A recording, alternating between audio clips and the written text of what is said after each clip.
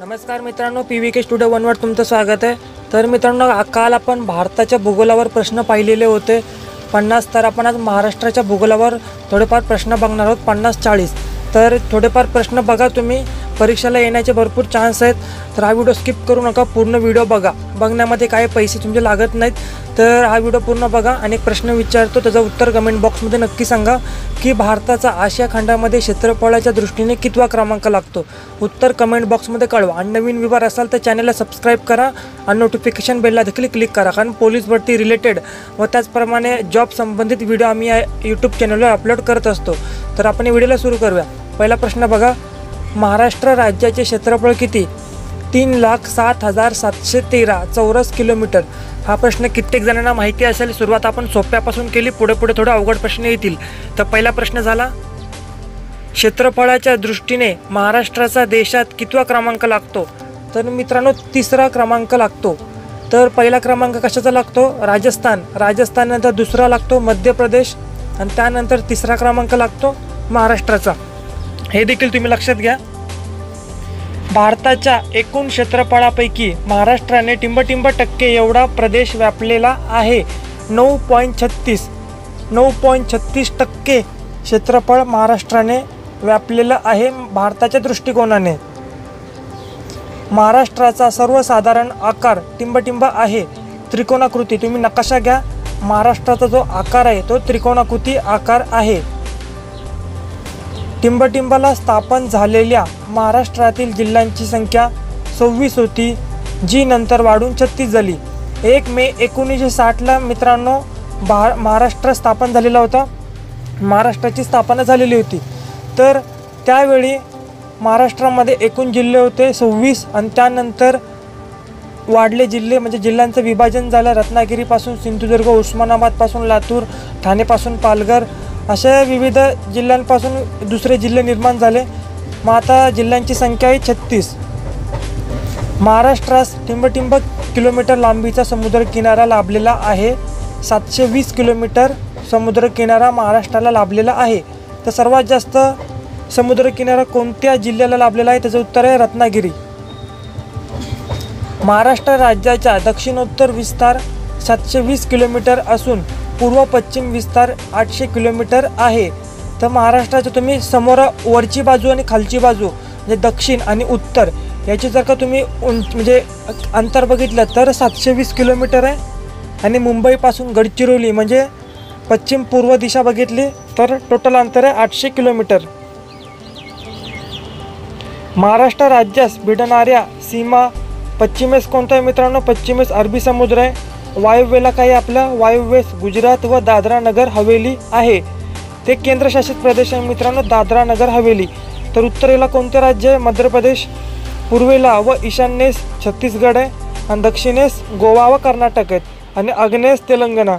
हे विचारलं जातं महाराष्ट्राच्या कोणत्या दिशेला कोणते राज्य आहे, हे देखील तुम्ही पाठ करा किंवा स्क्रीनशॉट काढून घ्या। महाराष्ट्राचे इतर राज्यांना भिडणारे जिल्हे कोणते?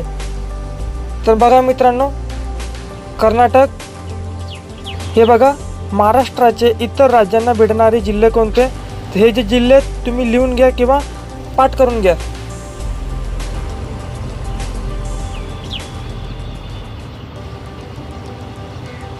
महाराष्ट्रातील नवीन जिल्ह्यांची निर्मिती बघा, सिंधुदुर्गची निर्मिती बघा। 1 मे 1981ला रत्नागिरी जिल्ह्यातून विभाजन। रत्नागिरीपासून सिंधुदुर्ग हा जिल्हा निर्माण झालेला आहे। जे लोक रत्नागिरी आणि सिंधुदुर्गामध्ये फॉर्म भरणार आहेत त्यांनी ही तारीख आणि हे लक्षात घ्या कशापासून कोणता जिल्हा निर्माण झालेला आहे। त्याचप्रमाणे जालना 1 मे 1981ला औरंगाबाद जिल्ह्यातून विभाजन। औरंगाबाद आणि जालन्यामध्ये जे लोक फॉर्म भरणार आहेत त्यांनी तारीख आणि औरंगाबादपासूनच जालना निर्माण तयार झालेला आहे, हे देखील लक्षात घ्या। त्याचप्रमाणे उस्मानाबादपासून लातूर तयार झालेलं आहे विभाजन 16 ऑगस्ट 1982। जे विद्यार्थी उस्मानाबाद आणि लातूरमध्ये फॉर्म भरणार आहेत त्यांनी देखील तारीख आणि कोणत्या जिल्ह्यापासून कोणता झाला हे देखील विभाजन लक्षात घ्या। त्याचप्रमाणे चंद्रपूरपासून गडचिरोली तारीख आहे 26 ऑगस्ट 1982। त्यानंतर बृहमुंबईमधून विभाजन झाले मुंबई उपनगर 1990ला। अकोला जिल्ह्यातून विभाजन झालेलं आहे वाशिम 1 जुलै 1998ला। धुळेपासून नंदुरबार तयार झालेला आहे 1 जुलै 1998. त्याचप्रमाणे परभणी जिल्ह्यातून विभाजन झालेलं आहे हिंगोली 1 मे 1999. भंडारा जिल्ह्यातून विभाजन गोंदिया 1 मे 1999.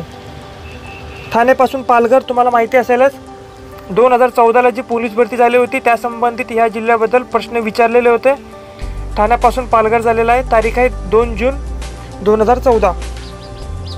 महाराष्ट्राचे प्रशासकीय विभाग बघा मित्रांनो, कोकण मुख्यालय मुंबई. या प्रशासकीय विभागात जे कोकण विभाग आहे त्याचं मुख्यालय मुंबई आणि या प्रशासकीय विभागात एकूण 7 जिल्ह्यांचा समावेश होतो. ते 7 जिल्हे बघा, पालघर, ठाणे, मुंबई उपनगर, मुंबई नगर, रायगड, रत्नागिरी व सिंधुदुर्ग. हे मित्रांनो लक्षात घ्या, कारण प्रशासकीय विभाग देखील विचारले जातात कोणत्या प्रशासकीय विभागामध्ये किती जिल्हे आहेत. तर कोकणमध्ये टोटल 7 जिल्हे आहेत आणि 7 जिल्ह्यांची नावं खाली दिलेली आहे. तुम्ही एक महाराष्ट्राचा नकाशा घ्या, त्या नकाशामध्ये तुम्ही हे जे जिल्हे बघू शकता, हे सगळे जिल्हे आहेत हे कोकण किनारपट्टीवर आहेत. जे जिल्हे कोकण किनारपट्टीवर आहेत ते कोकण प्रशासकीय विभागात आहेत. तर कोकण प्रशासकीय विभागात एकूण 7 जिल्ह्यांचा समावेश होतो.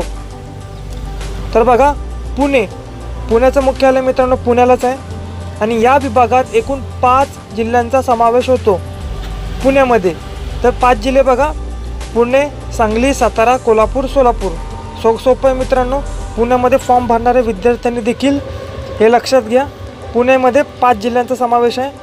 आणि हे झाले दुसरे. आता आपण बघूया तिसरा प्रशासकीय विभाग, नाशिकचे मुख्यालय मित्रांनो नाशिक. आणि नाशिक या विभागात एकूण 5 जिल्ह्यांचा समावेश होतो.